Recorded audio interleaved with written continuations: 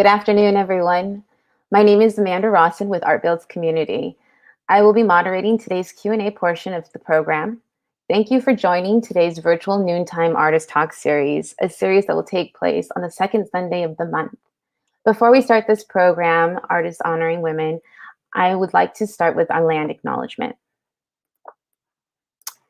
We would like to begin this program by recognizing that while we gather in the Santa Clara County, we are gathered on the ethno-historic tribal territory of the Temian Ohlone, which included the lands of the Peleños and who were related to the direct ancestors of the lineages enrolled in the Muwekma Ohlone tribe, who were missionized into missions Santa Clara, San Jose, and San Francisco. The lands on which Santa Clara County are established was and continue to be of great significance to the Muwekma Ohlone tribe of the San Francisco Bay Area. We also recognize that the ancestors of the Muwekma Ohlone constructed and maintained the 3 Bay Area missions. The city of San Jose and Santa Clara County extends to surrounding areas that held several Tupentak traditional houses, roundhouses, which were once located at the historic Lupiniegos land grant, and also at Marcelo Pio and Cristobal's land grant Rancho Ulistac, which were places of celebration and religious ceremonies, as well as the nearby ancestral heritage shell mounds that served as the tribe's traditional cemetery sites and territorial monuments. The greater Santa Clara County communities also desire to honor the military service of the Muwekma men and women who have honorably served overseas during World War I, World War II, Korea, Vietnam, Desert Storm, Iraq, and who are still serving in the United States Armed Forces today. Artists Honoring Women is a program under Womanhood, a Santa Clara County-wide arts-centered project that will recognize the historic contributions of Santa Clara County women across all intersectional identities to the region and beyond. To find out more about the Womanhood Project, please visit the project's website at www.womanhoodproject.org and sign up for emails to keep informed on what's next. So what is Womanhood? Womanhood is a Santa Clara County-wide arts-centered project that will recognize the historic contributions of Santa Clara County women across all intersectional identities to the region and beyond. In 2018, the County of Santa Clara County supervisors began a conversation about how women are represented in public spaces and endorsed a plan for artworks that commemorate their achievements. In 2020, the Office of Women's Policy launched Womanhood, a project that will honor the historic contributions of women across all intersectional identities and acknowledging that this region was originally occupied by the Ohlone and Muwekma Ohlone people. Womanhood is a public art and digital media project that will commission interactive, educational, and accessible artifacts and public artworks to promote the historical recognition and representation of women. The goal of the project, which was launched and supported by the County of Santa Clara, is to ensure equity and inclusion of women from all economic, employment, and cultural backgrounds by artfully highlighting their critical roles in the region and beyond. So, what is Artists Honoring Women, today's program? This is a brunch time artist talk series and program under Womanhood, where we invite artists to speak and share on their experiences around creating public art and recognition projects that honor the stories of women and their significant contributions, historical places, and events. Today, we will be speaking with Omi Judy Shintani. I'm going to share her bio, and then we will bring Naomi onto the conversation. Japanese-American artist Judy Shintani was born in Ames, Iowa, to a mother from Honolulu, Hawaii, and a father from Poulsbo, Washington. Her father's family lost their oyster farming business when they were taken to Tool Lake incarceration camp in the 1940s.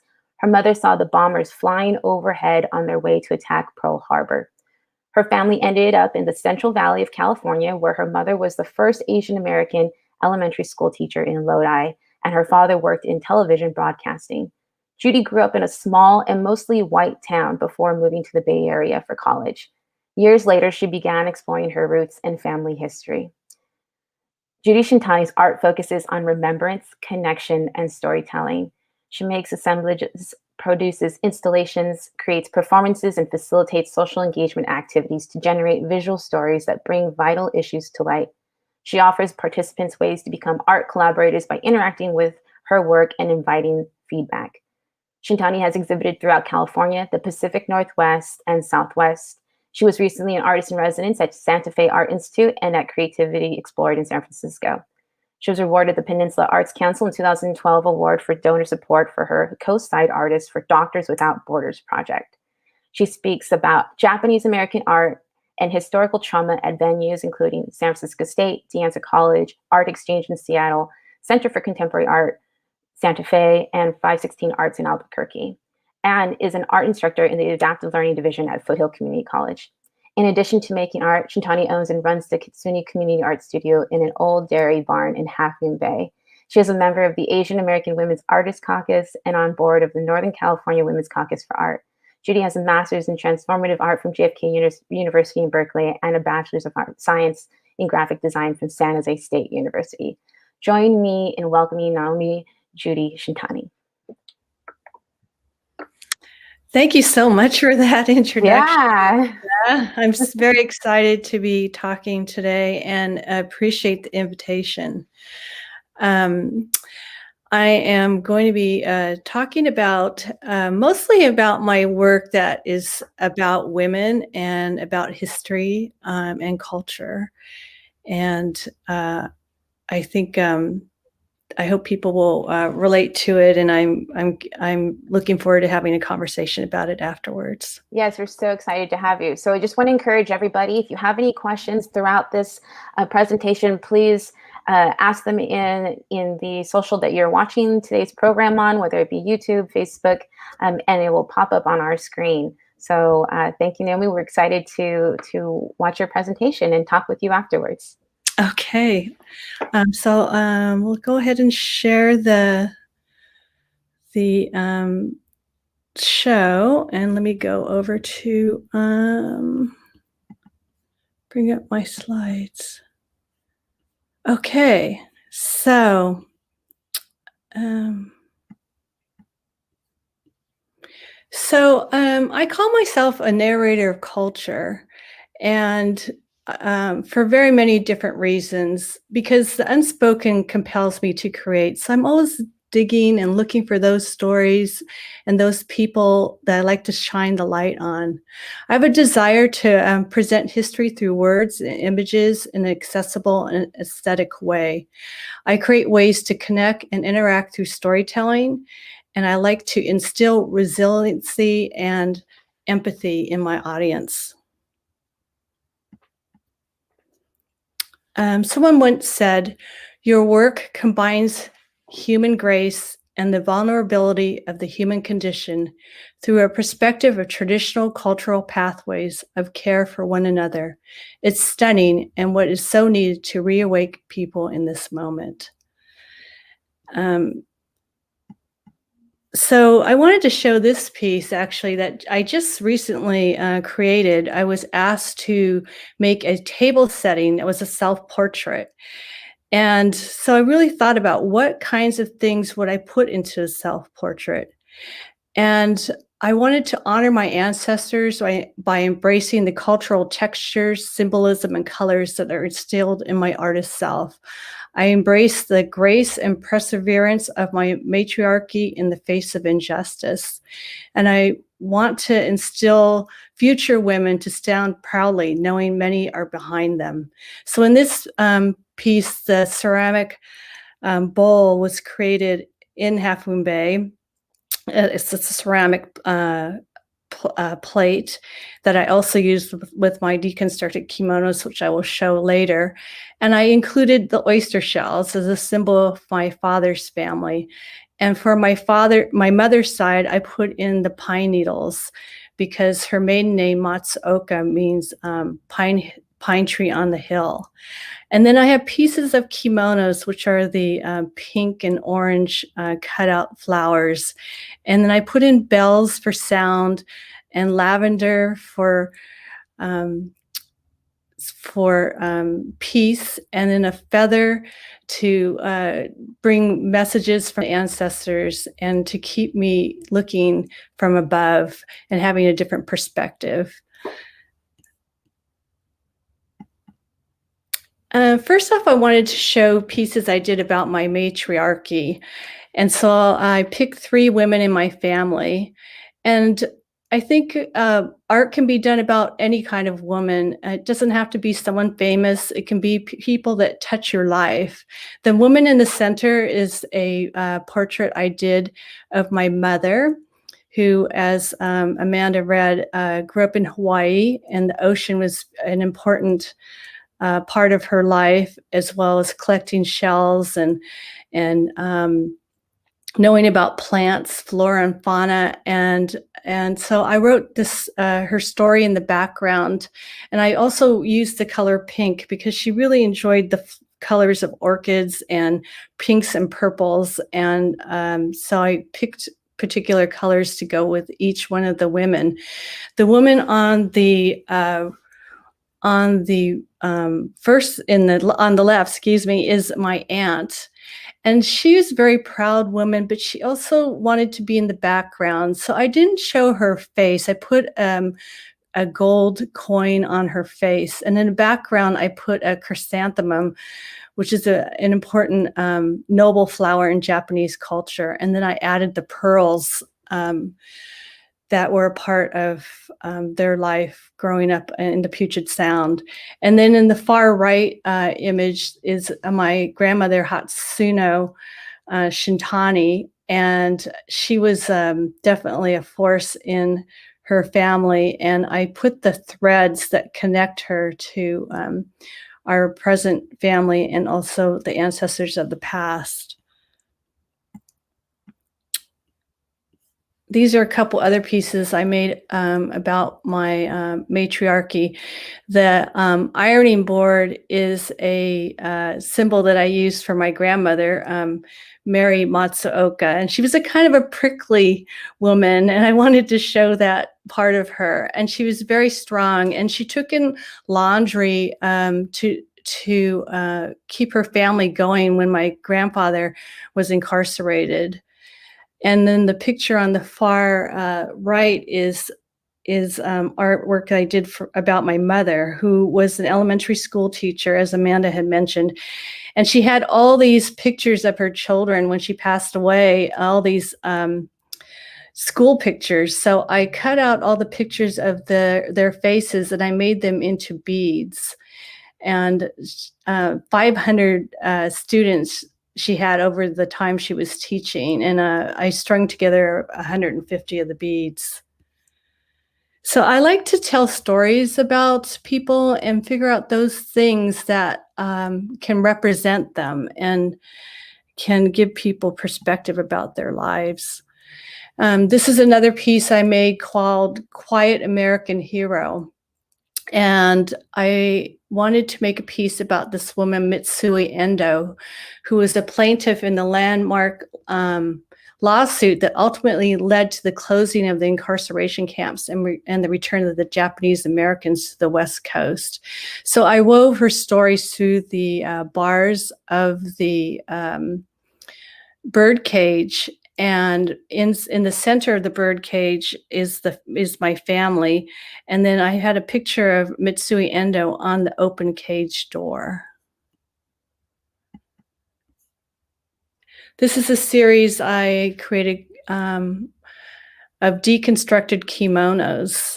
And these are just 4 of them, but I have about 8 of them. And so each kimono I created, I altered them and then cut out the pieces of the design and then made altars underneath each kimono to hold the pieces that tell the whole story. And the shadows are really an important part of my work to show the light and the darkness that's created by the altering of the kimonos. So the cutting away of the kimono design brings breathing space and light and shadow to the kimono. And through the altering of them, I acknowledge my sadness about the loss of culture that happened after World War II. A lot of families did not teach their children Japanese after they left the incarceration camps because of assimilation. And also the transforming of the beautiful yet restrictive traditional garment creates a new form of creative interpretation. And it's interesting that the process ended up being a strange and wonderful paradox that by cutting away the kimono, I felt closer to my Japanese heritage. This is a series called Healing Adornment. And I created these shields of women's torsos, and I collected plants that offered resilience and power and ways for women to connect with nature as a way to strengthen themselves and bring them peace.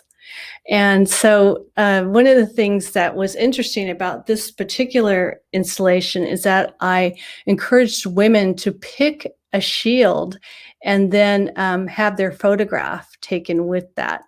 And I didn't tell them very much about the plants. So I watched which plants they gravitated towards and then talked to them about those particular plants that adorned the shield that they selected. So I have lotus leaves. I also have ginkgo leaves and bamboo and lavender and also willow. Those are just some of the plants I selected. So I wanted to have this video shown that shows a bit about the people posing with the shields.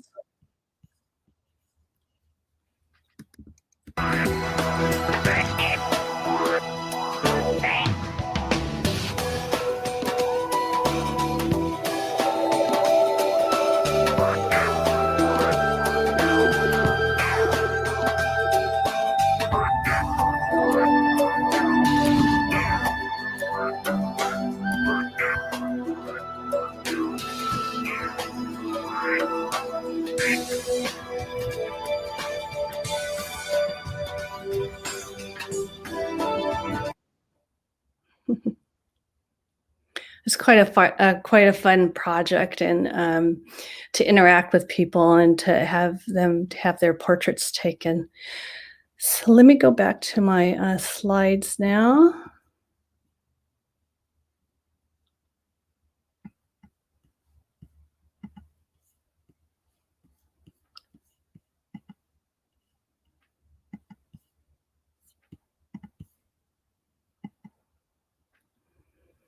Okay.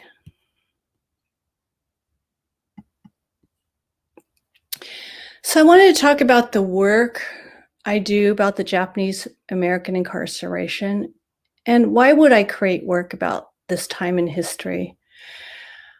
And there's a lot of reasons why I took on this challenge. One was to investigate my family's history and trauma, to understand why these stories are untold, to explore my own connection and feelings about it, to create space for learning, understanding, and questioning about historical injustice, to question how does this past connect to the present.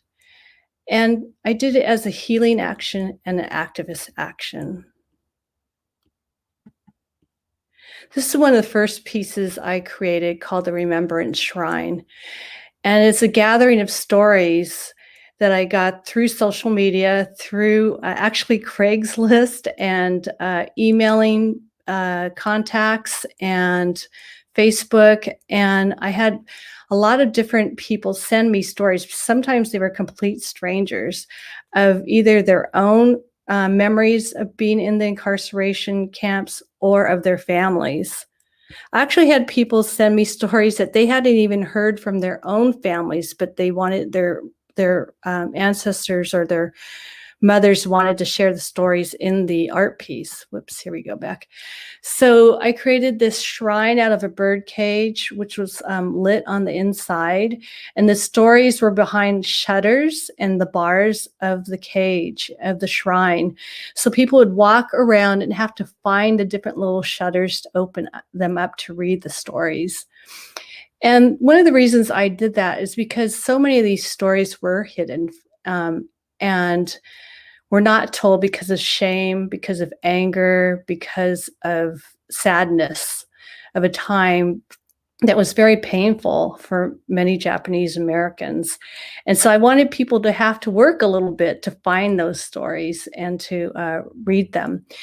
And I offered people a chance to also offer their thoughts about what they just read by writing on little white pieces of paper that they hung on the bottom of the shrine. One of the things that started coming up for me was how much the camps for the Japanese Americans were similar to what is happening now in the United States. And these two pictures are so telling. The first picture is on the left is Manzanar internment camp in 1943. That was in near Bishop in California. And then the picture on the right is South Texas Family Residential Center, which is run by the Corrections Corporation of America. This picture is from 2015, where women and children escaping Central America and were trying to come to the United States as refugees were being kept. So I decided I wanted to do an art piece that connected these stories. And I created this piece called Dream Refuge for Children Imprisoned. This was recently shown at the Triton Museum in Santa Clara. And I have a video that talks about the whole process and about how I created this piece.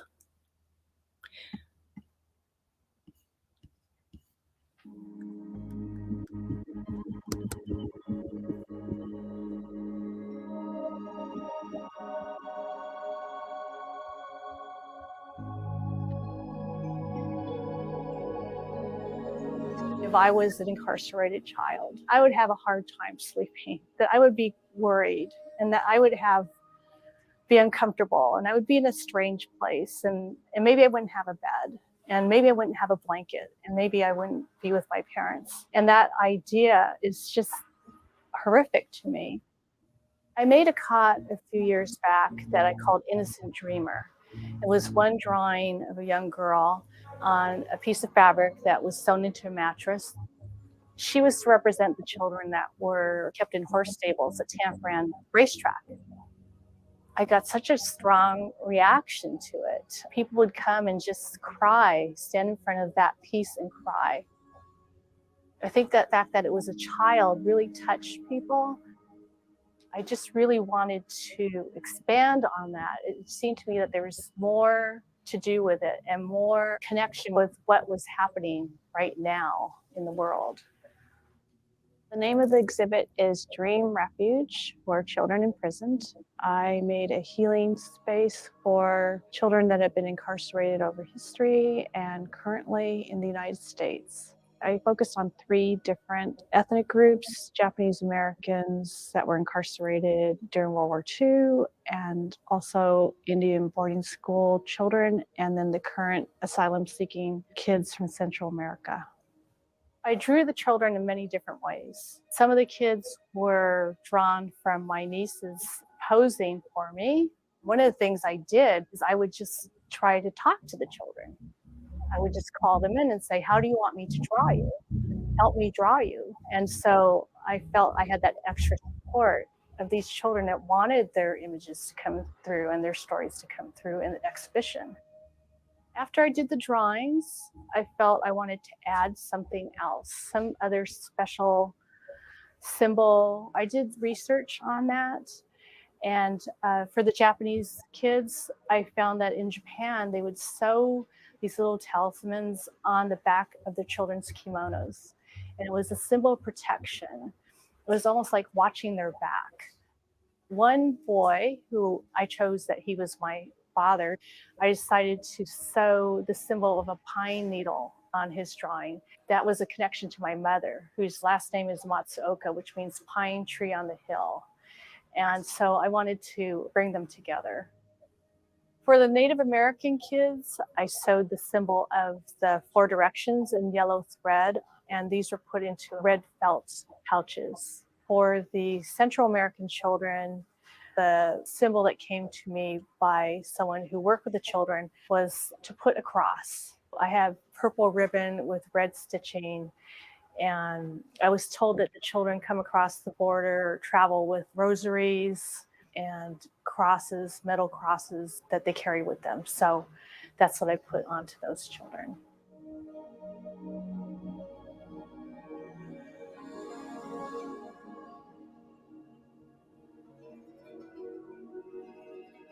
The government removed 120,000 Japanese Americans off the West Coast. My own family was incarcerated, my father's family and my mother's father. They raised oysters in the Puget Sound of Washington State. So they had to leave their livelihood. They had to leave their houseboat. They lost everything, basically.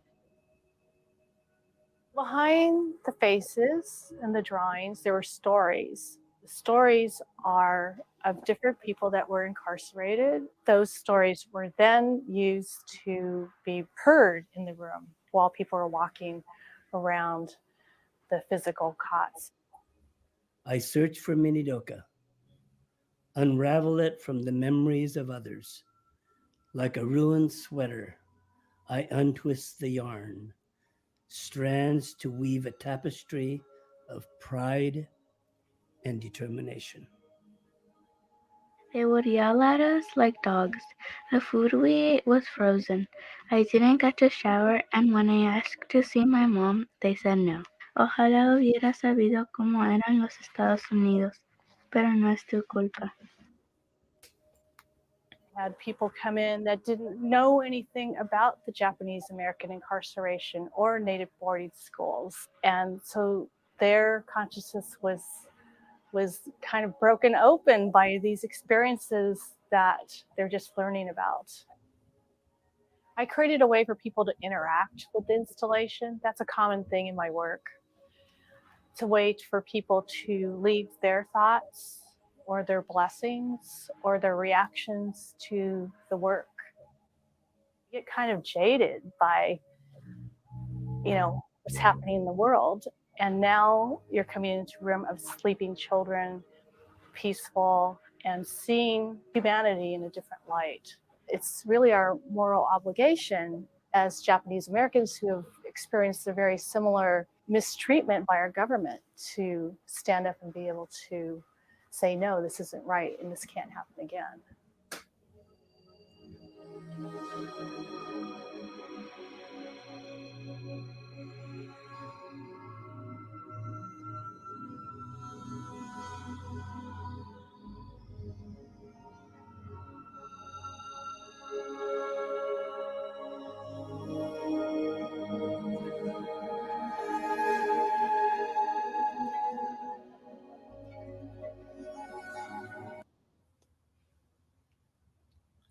Thank you.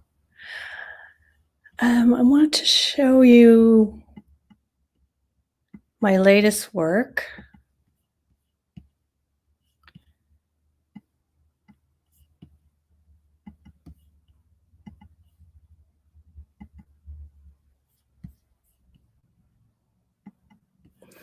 And this work was done in response to the pandemic, which of course touched so many of us. And I found myself wanting to do something that was about nature, because that's where I found my solace during this time. I would go for walks on the beach and in the trees, and I wanted to do a meditation about that. So I picked particular plants again that I wanted to emphasize my connection to them and their resilience and their lessons for me. So I picked the ginkgo leaf, the horsetail, and the Japanese maple leaf, and painted them and also sewed around them and did paper cutting. So each piece was very labor intensive, but was the perfect thing to do during this time to keep me in a meditative state.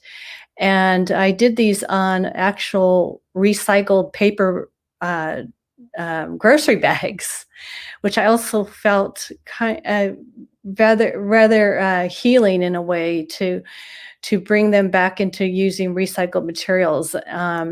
And so anyway, I'm continuing with this design right now in this series. And so that's what I'm doing currently right now.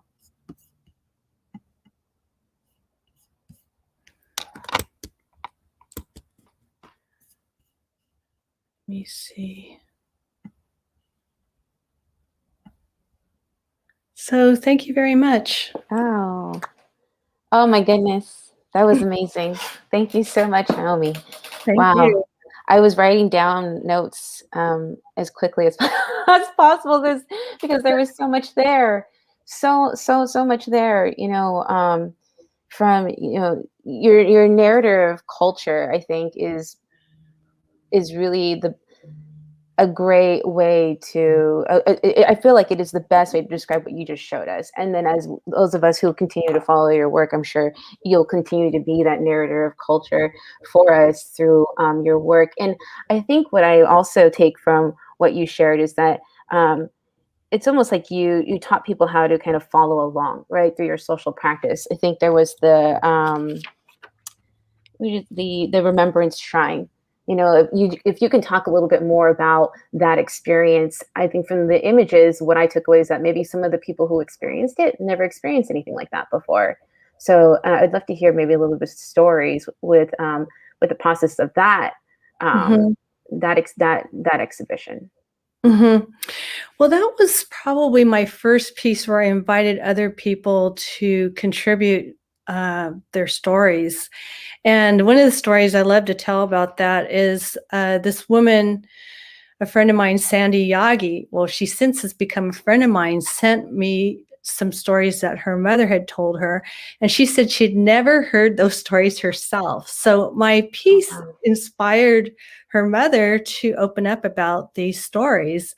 And then I later got to meet Sandy, who was also an artist in San Francisco. We've become great friends since then.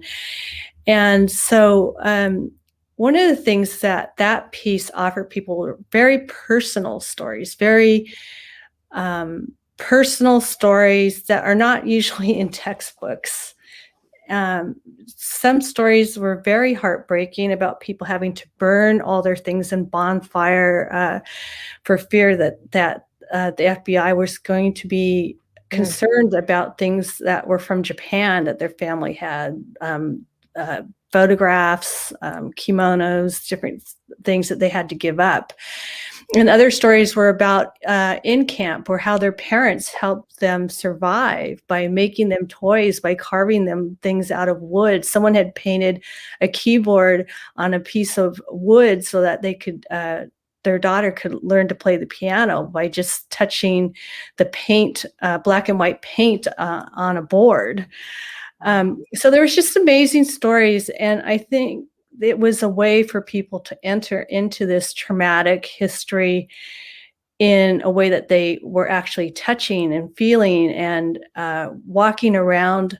And also the walking around, the kinetic movement is an important part of my work too, because I think that instills into your body some of these things that you're learning or you're experiencing. Mm-hmm.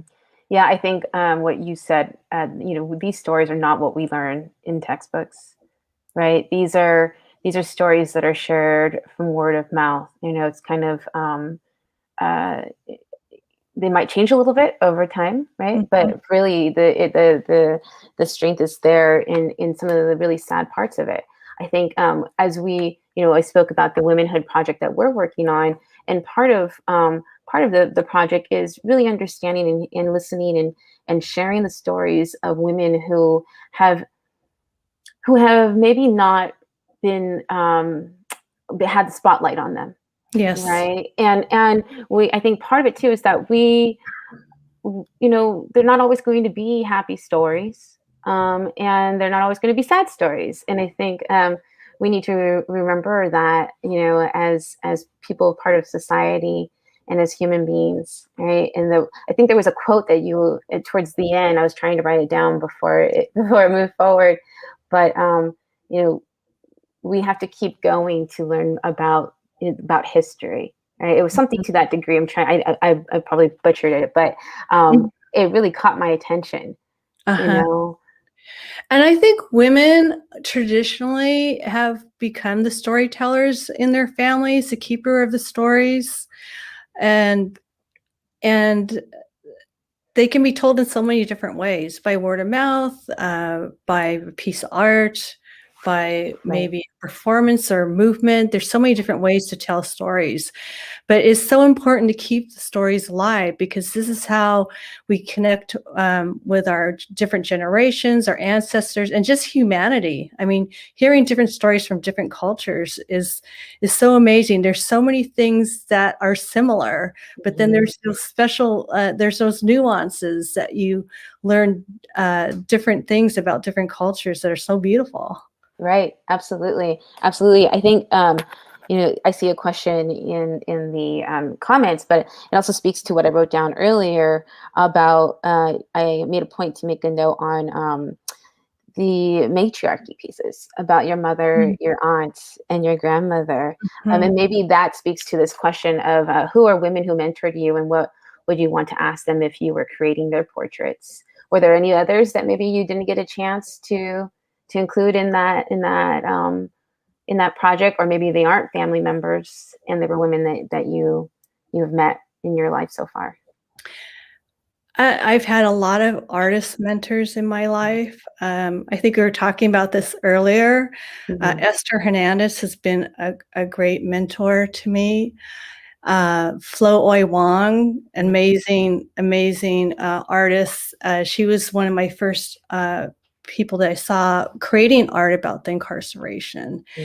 And I did reach out to both of these women and made a big point of getting to know them and interacting with them and asking them about their processes. And it's just, I haven't thought about making art about them, but maybe I should. That would be an interesting thing to do.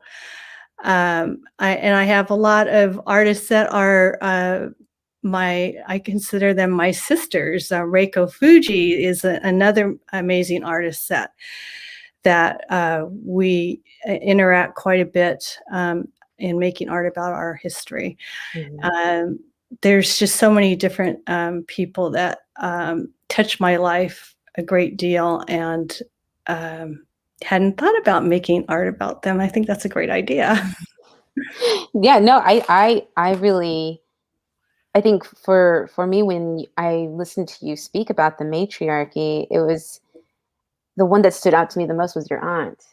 Right. And so, that's family. I'm curious if there's other, and maybe these are there might be other women that have been a part of your world, or that you learned about, that might be similar to her, not in the sense of being strong, but wanting to be in the background. And I just always find those women the most interesting, because they're kind of, they're making you work for it, right? And I think that's, for me personally, that gets me to keep researching. Did you feel that way with your aunt? Yes, my aunt and I were very close. My father used to drive us up to Washington every year, every summer, because she was one of the relatives that moved back to that area after the war.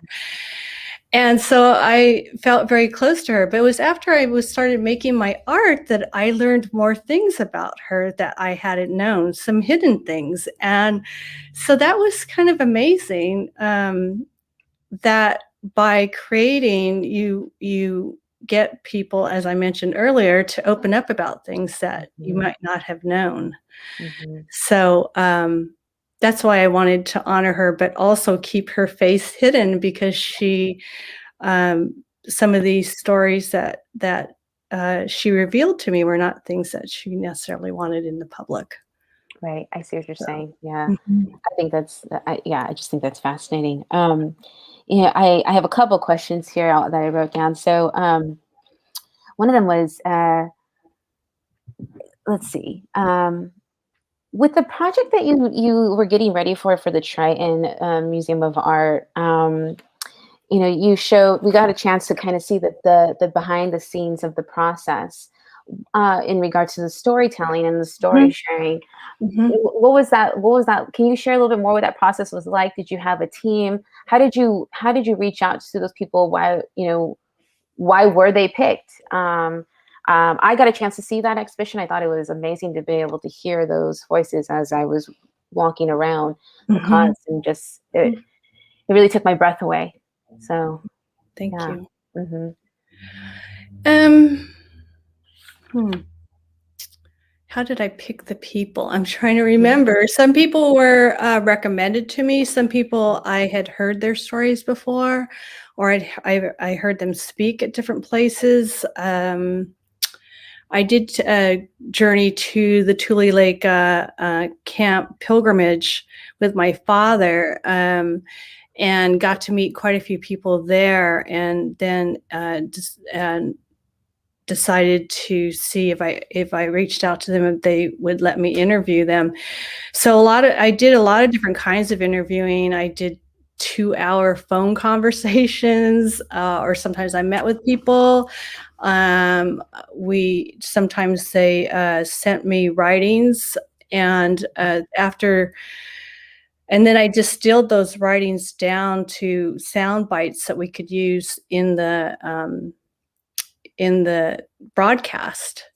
Okay. And it was really difficult because the stories are all so touching and so meaningful and so heart-wrenching. To try to distill them down was very difficult, but I did that, and then I invited some of the people to come to the sound studio called Flytrap over in Oakland, and had them recorded. And I did have a team of people that ended up helping me quite a bit with this project. And I also had a woman, Mallory, who helped me sewing all the mattresses. And I had people help me put together these books like I had at the gallery, so that people could read the whole stories if they wanted to know more about each of the recordings. I had people that came and read for people that were either no longer alive or could not be present. It was a team of people, and I had the altar table that was Linda Ondo helped me put together that altar table, and we had people coming and making writings, or we pre-made cranes. A lot of people helped me pre-make cranes that we could include, or people brought toys, and they brought their own full origami, or they brought smudge sage smudge sticks, and it was a very beautiful way to engage the community. Yes. Oh my goodness. And there's so much more there than I think what we saw here on the video. Just hearing that you had others read other stories that maybe aren't alive anymore. I didn't even think about. I mean, of course that would be the case, but to hear you talk about it is a different experience. There was so much involved, and it really it makes it there's an emotion. It makes me feel emotional. I can feel it, and I think part of it, of course, it has to do with the fact that I saw the work in person. But to experience being able to hear other stories, or hear the stories of their family members, or of their community, and then being able to share it, and then from there, not only being able to share it through exhibition, but to gather community input and have them be a part of the experience. It's a full circle. And we saw this one, this specific piece that was really, it seems this exhibition felt really big. Are there others that maybe you didn't get a chance to share in ways that you've worked with community in gathering their input through your projects? Well, one other thing I wanted to say about the Dream Refuge project is I was hoping to really travel this show after the Triton, and I really appreciate Esther for inviting me to exhibit at the Triton. It was a very big honor and amazing space to have the installation. But then COVID hit, and all of a sudden everything was closed. So I have been able to actually show the piece outdoors up in Fort Mason in San Francisco. I had it underneath these beautiful eucalyptus trees, and had this beautiful group of people, and it had to be all socially distanced, and we did a procession with instruments, and then people stood around, and then we played the voices telling their stories during the event, and it was actually very moving to have it outdoors. It was a completely different experience, but I felt like the land was supporting it. And so it was a beautiful experience to do it in a different kind of a venue. Yeah. I'm glad you shared that, because I was thinking, and I forgot, but so you just reminded me, one of my questions was, were you planning on sharing this exhibition in site-specific areas, maybe where some of these terrible events happen, for placemaking, really feeling what was going on in that space through your art. Well, I had a great experience with a group of women that we call ourselves the Sanse granddaughters. And we went on a journey to Manzanar, and we brought art with us, our art pieces with us. And so I did bring that original cot out to Manzanar and put it on the land there. Wow. And photographed it. And it was a beautiful experience that we held there. So there was Kathy Fujioka, Reiko Fuji, Sherry Arai DeBoer, Ellen Bipp. We all went out there as a group and did some healing work there and some ritual work there.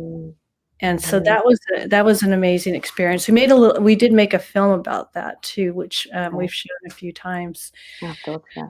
So that was another experience of going to a place and honoring our ancestors.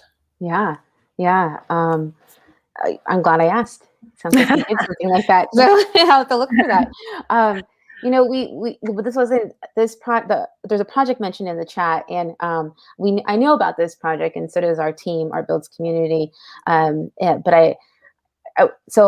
can you talk a little about the Hidden Heritage Project in Japantown, here in San Jose, and what is the subject, and how are you tackling it?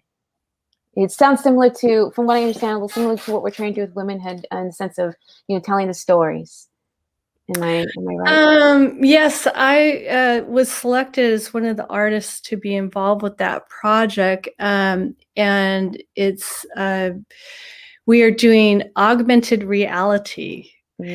And I knew nothing about how to do this, and the group that is running the project has just been amazing, because for those artists that are not as technically savvy as some of the other artists that they selected, we were able to get technical support. So we're learning a lot about how to do this. And so we all selected a particular site within San Jose Japantown. And then we created augmented reality, which is just a way of using iPads or Androids or cell phones to go around to different areas with a map. And you're able to bring up these different images that are animate or appear in front of the area that you're standing, to give you more historical background. about what happened in that particular place. And so that project is actually, we're just wrapping it up. We're doing a lot of testing right now. And it's going to be, I believe it's June 19th is going to be the opening of that project. Okay.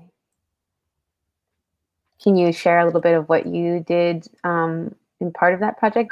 I focus on the Issei Miyake, I keep saying that, Issei Memorial Building. Okay. So I'm talking about the history about that building. It originally started out as a hospital. And the JCL now is the steward of that building, the Japanese American Citizens League. And I go through there's all different kinds of businesses that are in that building. So I'm talking about San Jose Taiko Group that started and have their office there, and show some footage and sound about that group. And there's what else do I have in there? I have also, it was a hostel for people that were returning after they got out of the incarceration camps. Some of them came there and were living in that building, but mostly came for support. Like, how do I get a job now? Or where can I look for a house? Or how do my children go to school now? So I talk about that a bit in the project. Okay. So it's an amazing, it's going to be an amazing opportunity for people to learn history in a different way. Yeah, I'm looking forward to that as someone who is a resident of this area of Japantown. So I really am looking forward to it. I think it's gonna, there's already the placemaking markers, right, that are throughout Japantown, the benches that kind of give you the story of different blocks. So this will just be a great addition to that history. The other thing I'm doing is I'm curating a permanent exhibit that's going to go into the Tanforan. It's on the Tanforan Assembly Center. It's going into the San Bruno BART station because the Tanforan racetrack was turned into an assembly center for people. Japanese Americans were housed in the horse stables for months before the incarceration camps were ready. So we are doing a new exhibit there that's going to talk about the history and have photographs and writings, and we are talking about possibly doing a augmented reality project there also. And there's a memorial that's between the shopping center, Tanforan Shopping Center, and the San Bruno BART station that's in progress right now also. So all these things are starting to happen, all these placemaking events and opportunities, which are very exciting. Yeah. Actually, that leads to one of the questions I had here. And this is BART, right? This is a BART project. So cities also, right? They're starting to they're developing more, and we're seeing a lot of cities and departments and organizations, bring public art to their projects,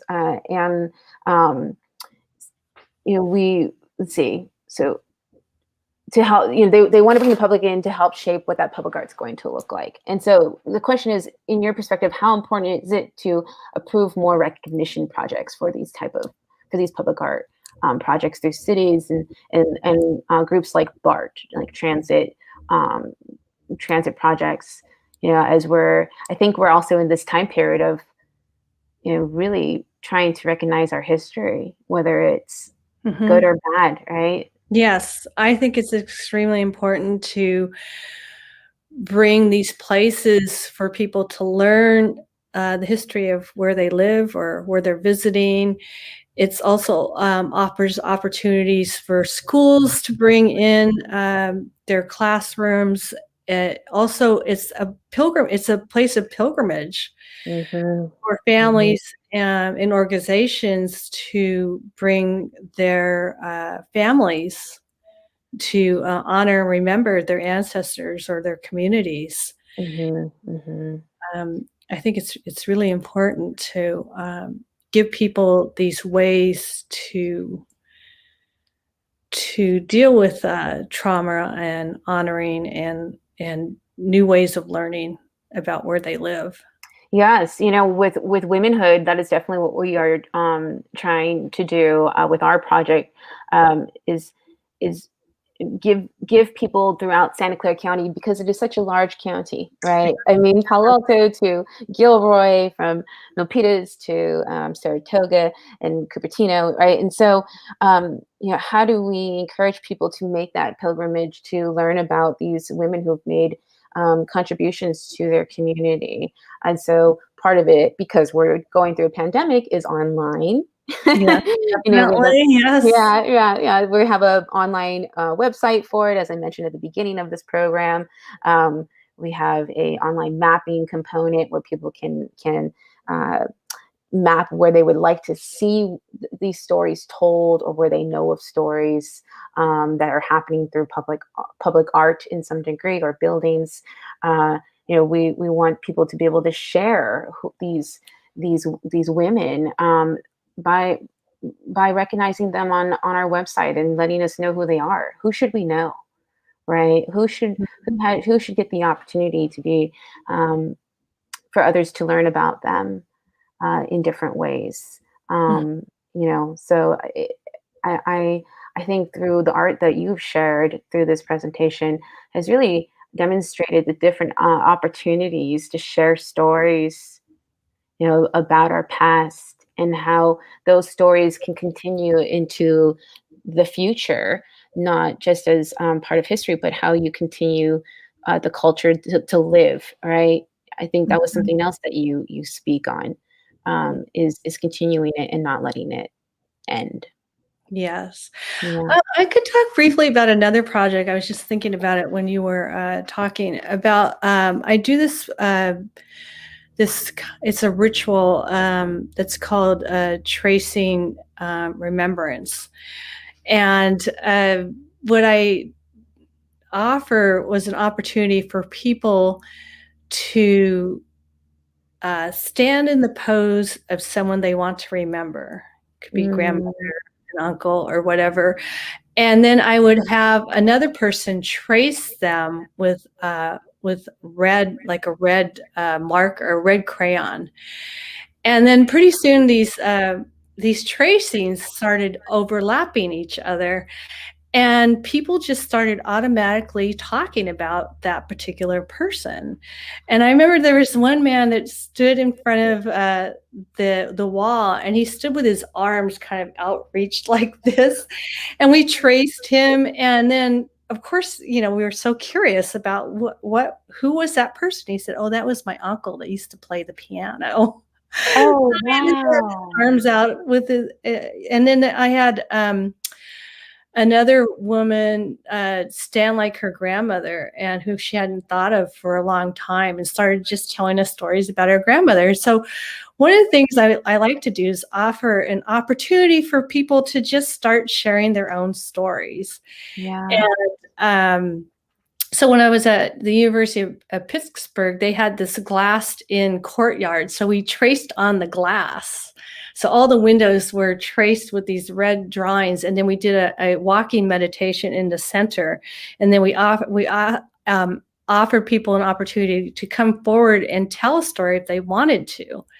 And one of the interesting stories, one of the administrators, they wanted him to speak during the walking meditation. And he said, "Well, what story do I have to tell? I don't have anything to tell." And so he went to talk to his great aunt, and he said, "I have to tell a story, some family story. I don't know anything. Do you have anything for me?" And she revealed to him, unbeknownst to him, that his family were slave owners, and that his family had split, and part of his family in the South was still there. He never met them, and then his family split and moved to the North. Wow. And you know, we're against the slave ownership, but Mhm. he never knew these stories. And so I just find it so interesting that when you give people an opportunity Mhm. to learn something or ask questions or share among themselves, that these amazing tales come out, amazing history comes out. And it seems like there is so few opportunities where people can just get together and chat about these things. Right. Right. Or it ends up being too late. Yeah. Right? You don't learn about them. Yeah, agree with you.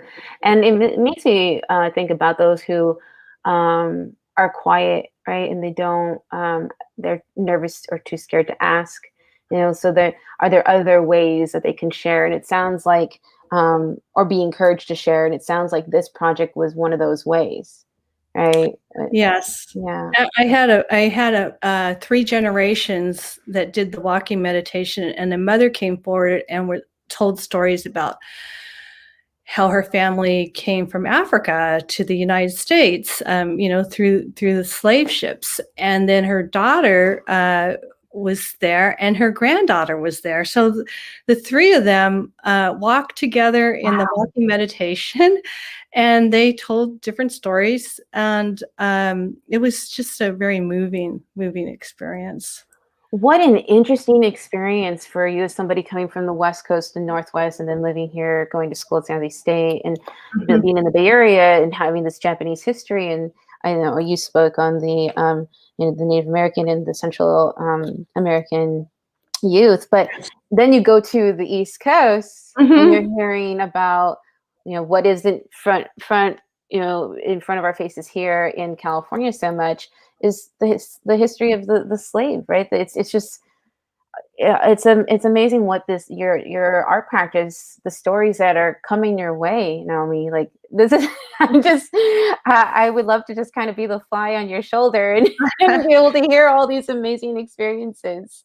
Well, it's really an honor that people feel comfortable enough to do that, to tell Mhm. the stories and share them. And uh, I just consider it a huge honor for me to be able to be a holder of the stories, or the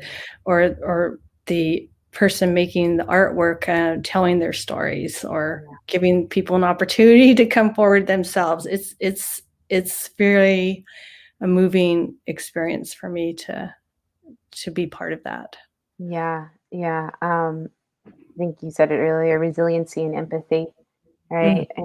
And I think you leave that space for these people and they see it clearly, else they probably wouldn't be sharing these stories. So Mm. I'm sure, we appreciate you. Absolutely. I didn't want to ignore Margaret's question. I don't know if you see this to the right in our comment box. It's going back to the Japanese internment camps, a little different than what we were just talking about, but give you the opportunity to respond to what she's asked here. How do you manage the grief you feel about the injustices of the Japanese internment camps when you are making art? Ah, it is interesting. I don't so much think about it after it's finished, but when I'm making it, it's definitely present. Mhm. Especially the big project I did for the Triton. I worked on that for over a year, and I did have to take breaks from it, Yeah. because it was, I feel so immersed in the stories and the history that it can get to me after a while. Yeah. So, but I feel that it was a mission for me to do this work. I mean, and also to hear the Mhm. stories of the children that were at the detention centers. I got a lot of Mhm. those stories. I got all of them from Belinda Arriaga, who's in Half Moon Bay, and she was going down to work with the kids at the border, and so she brought back those stories for me. Wow. Um, and it was I wouldn't have had those personal stories if it hadn't have been for Belinda. So it's very, can be very hard sometimes. Yeah. That's why Yeah. I have to make art about other things too. Well, you have done some amazing work, right? And you only just showed us, I feel like, a little bit, right? You've got so much that I'm sure you've created, and so much you are creating even now. You shared the project that's here in Japantown, and I can't wait to see what else you bring our way. We still have some more time, so I wanted to give you an opportunity and leave space for you to speak a little bit on the bus. I don't know why that passed we're talking, and I'm going from one thing to the next, and I wanted to hear more about that project of the women who chose to take photos with those bus. If you can share a little bit about maybe what their responses are once you talk to them and told them, because you said that you didn't share what the plant was before they picked it up. You let them pick it up on their own. Well, yes, some of the places I exhibited had some labels about the art, but when people came to have their picture taken, I usually said, just go for your gut. Pick the one that appeals to you, and then we'll talk about what the benefit of that particular plant is. And usually they were like, that's right on. That's, like the lavender was about love and slumber, and people would say, that's exactly what I needed. And then the ginkgo was about resilience of over time. Like some of these ginkgo trees survived the atomic bomb, and they're some of the oldest plants. There's fossils of the ginkgo tree that they are just one of the old, and I think it's such an elegant plant. Oh, absolutely. The way that they just turn yellow all at one time. I just, every year I go crazy at the time that they change their color. I'm just gathering up armfuls of these leaves. So it was a fun project because I just love to see their expression and the way they pose with the shields. And then I would email the photos to the people later, so that they had they had a keepsake of that experience. And who were the bus? I don't remember if you said who they were based. Like what body? Who was that? You? Was that a friend? The funny thing is, I found those. I think I was dumpster diving or something, and I found these shapes of women's torsos that were used for hanging swimsuits on. I know exactly what you're talking about. The plastic. You know what I mean? Yeah, I know exactly what you're talking about. I just started collecting those, and I would go to different shopping department stores, and I'd say, do you have any of these? I need a bunch. So I just started. They were all different sizes. I had a different, and I like that they're different sized women, and so I just bought those and I altered them, and then I collected the plants also, and then I figured out how to apply them to the recycled bathing suit hangers. Yeah, the forms. Yeah. Wow. Yeah, there's so much beauty about that project, right? There's so much beauty about it. The relationship between our human female selves and our our physical bodies and nature. I think I felt like it was a very beautiful thing to share. So thank you. Thank you. Yeah. So as we come to the conclusion of our conversation, I just wanted to give you the opportunity to share a little bit why you think a project such as Womanhood that recognizes the contributions of women in our county is important. Well, I'm just so thrilled about the whole idea of making a map and of where public art is located. I think that's so important. I'm excited to now run around with and see things I haven't seen before, and just that you're making it available for people to interact with, and to make suggestions of places where things could go. I think that is such a great idea, and it makes you be part of your community. I mean, to actually engage with what you think should happen and where things, and bring to light areas or opportunities or communities that people may not know about. So I think that is a very, I applaud that idea of making that available to people. And just having us speak is, well, it's a great honor for me to be able to speak about my work and to your audience. It's very,